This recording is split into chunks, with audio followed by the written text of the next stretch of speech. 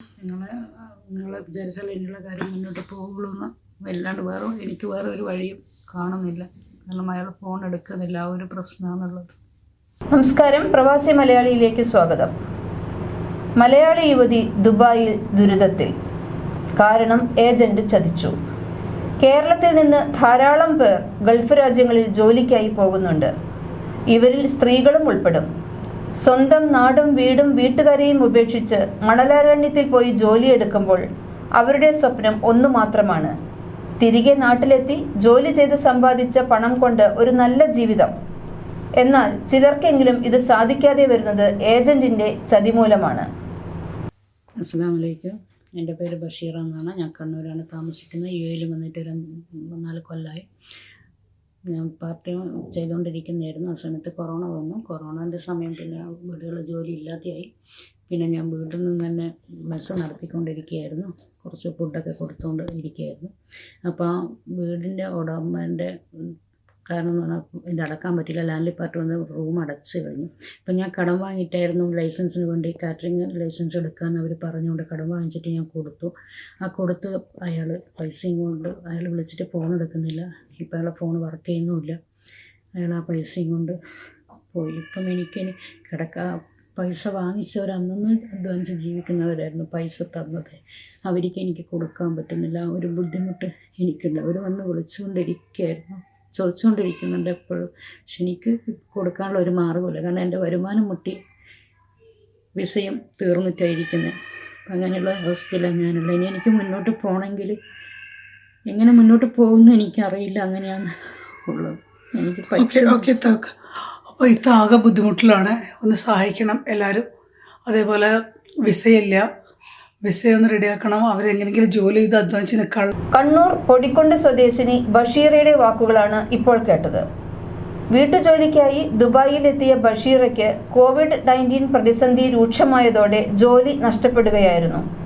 എന്നാൽ നാട്ടിലേക്ക് തിരിച്ചു വരാതെ അവിടെ തന്നെ പിടിച്ചു നിൽക്കാനായിരുന്നു ബഷീറ ആഗ്രഹിച്ചത്.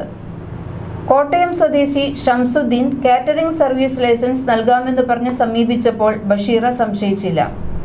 തുടർന്ന് പലരുടെയും കയ്യിൽ നിന്നും കടം വാങ്ങിയും വായ്പ എടുത്തും 22,000 ദിർഹം ഷംസുദ്ദീന് കൈമാറി എന്നാണ് ബഷീറ പറഞ്ഞത്. കൂടാതെ സന്ദർശക വിസയിൽ താമസിച്ചിരുന്ന ബഷീറ വിസ പുതുക്കാനായി 3 പേർക്ക് പണം നൽകിയിരുന്നു. കാറ്ററിംഗ് സർവീസ് ലൈസൻസിനും വിസയ്ക്കും വേണ്ടി ഏകദേശം 50,000 ദിർഹമാണ് ബഷീറ കടം വാങ്ങിയത്. ഇപ്പോൾ ജോലിയില്ല, താമസിക്കാൻ ഇടമില്ല.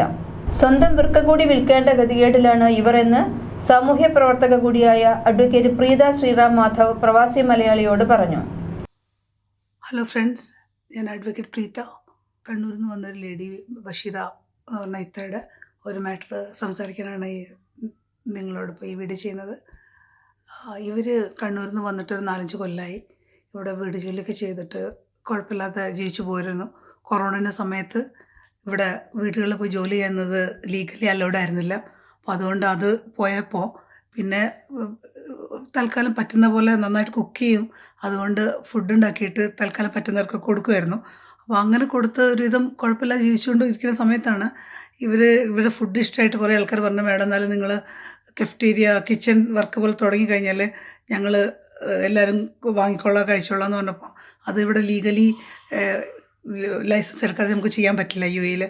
അപ്പോൾ ലൈസൻസിന് വേണ്ടിയിട്ടുള്ള പൈസയ്ക്ക് നോക്കുമ്പോൾ പരിചയക്കാരും ഇങ്ങനെ ഈ ഫുഡ് കൊടുക്കുന്ന പിള്ളേരും അങ്ങനെ എല്ലാവരും കൂടി സഹായിച്ചിട്ട് ഒരുവിധം കുറച്ച് പൈസയ്ക്ക് ഇവർ കടം മേടിച്ചിട്ട് ഇവരിത് ചെയ്യാന്നുള്ള രീതിയിൽ ഇവരുടെ വിസിറ്റ് വിസ ആയിരുന്നുകൊണ്ട് വിസ എടുക്കാൻ വേണ്ടിയിട്ടും വിസ എടുക്കാൻ 1-2 ആൾക്കാർക്കും അതും ഇതിന് വേണ്ടിയിട്ടുള്ള പൈസയൊക്കെ കൊടുത്ത് ഇത്രയും ദിവസം അതൊക്കെ പ്രതീക്ഷിച്ചുകൊണ്ടിരിക്കുകയായിരുന്നു. ആ പൈസ കൊടുത്ത ആൾക്കാർക്ക് വിസയും കൊടുത്തിട്ടില്ല, എഗ്രിമെൻറ്റും ഉണ്ടാക്കിയില്ല. അവർ എവിടെയാണെന്ന് തന്നെ അറിയില്ല. ഇവർ പെട്ടെന്ന് ഇവരുടെ ഒരു സുഹൃത്ത് സഹായിച്ചിട്ടുള്ള അവരുടെ ഒരു മറ്റേ എഗ്രിമെൻറ്റ് കൊടുത്ത ഫ്ലാറ്റിലൊന്നും ഉണ്ടായിരുന്നു ഇത് ചെയ്തുകൊണ്ടിരുന്നത്. അതിൻ്റെ പൈസ കൊടുക്കാത്തതുകൊണ്ടുള്ള ഫ്ലാറ്റ് അവർ റെൻ്റൽ അവിടെ നിന്ന് വന്നിട്ട് അവരത് ക്ലോസ് ചെയ്ത് പോയി. അപ്പോൾ സാധനങ്ങളോ ഡ്രസ്സോ ഫോണോ ഒന്നും എടുക്കാനും പറ്റിയില്ല. വീട്ടിൽ നിന്ന് പുറത്തു പോയി. തൽക്കാലം നമ്മളിപ്പോൾ ഒരു ബെഡ് സ്പേസിൽ അവർക്ക് അക്കോമഡേഷൻ റെഡിയാക്കിയിട്ടുണ്ട്, ഒരു കാര്യങ്ങൾ ചെറുതായിട്ട് മുന്നോട്ട് കൊണ്ടുപോകാൻ വേണ്ടിയിട്ട്. പക്ഷേ കടം കൊടുത്ത ആൾക്കാരെല്ലാം വിളിച്ചുകൊണ്ടിരിക്കണവരോടൊക്കെ ഒരുവിധം നമ്മൾ പറഞ്ഞു നിർത്താൻ നോക്കുകയാണ്. ഒത്തിരി ഇങ്ങനെ പൈസ ഉള്ള വലിയ ഫൈനാൻസ് ആൾക്കാരൊന്നുമല്ല കടം കൊടുത്തിരിക്കുന്നത്. ഇതൊക്കെ സാധാരണക്കാരാണ്. എല്ലാവർക്കും അവരുടെ പൈസ ഇമ്പോർട്ടൻ്റ് ആണ്. ഒരു അത്യാവശ്യം തന്നെ കൊടുത്തതാണ്. അപ്പോൾ കടക്കാരുടെ ഇതും റൂം താമസിക്കാനും ഇല്ല, വിസയും കഴിഞ്ഞു, അങ്ങനെ മുന്നിലേക്ക് എങ്ങനെ പോകണമെന്ന് അറിയാതെ നിൽക്കുന്ന ഒരവസ്ഥയിലാണ് ഇപ്പോൾ ഇത്ത. അതിൽ എന്തെങ്കിലും സഹായം പറ്റുന്നത് പ്രവാസികൾ ചെയ്യണമെന്ന്, നാട്ടിലുള്ള ആൾക്കാരാണെങ്കിലും പറ്റുന്ന പോലെ എന്തെങ്കിലും ഹെൽപ്പ് ചെയ്യണമെന്ന് പറയാനാണ് ഞാനിപ്പോൾ നിങ്ങളോട് ഈ വീഡിയോ ചെയ്യുന്നത്. ഇതാണ് ഇത്ത. എന്തെങ്കിലും സഹായം നമുക്ക് ലഭിക്കുമെന്നുള്ള വിശ്വാസത്തിൽ നമുക്ക് നോക്കാം. നിങ്ങൾ വിചാരിച്ചാൽ ഇനിയുള്ള കാര്യം മുന്നോട്ട് പോകുള്ളൂ എന്ന്, അല്ലാണ്ട് എനിക്ക് വേറെ ഒരു വഴിയും കാണുന്നില്ല. കാരണം അയാൾ ഫോൺ എടുക്കുന്നില്ല, ആ ഒരു പ്രശ്നമാണുള്ളത്. ഇത്തരം ചതികളിൽ പെടാതിരിക്കാൻ നിരന്തരം നോർക്ക ഉൾപ്പെടെയുള്ള സംഘടനകൾ ഓർമ്മിപ്പിക്കാറുണ്ടെങ്കിലും പലപ്പോഴും ഇത്തരം അബദ്ധങ്ങൾ പറ്റുന്ന പാവങ്ങൾ നമുക്കിടയിൽ ഇപ്പോഴുമുണ്ട്. ഇനി ഇവരെ കൈവിട്ട് കളയാതെ അവർക്ക് ധൈര്യവും സംരക്ഷണവും നൽകാൻ സന്നദ്ധ സംഘടനകൾ മുന്നോട്ട് വരുന്നത് വളരെ നല്ല കാര്യം തന്നെയാണ്.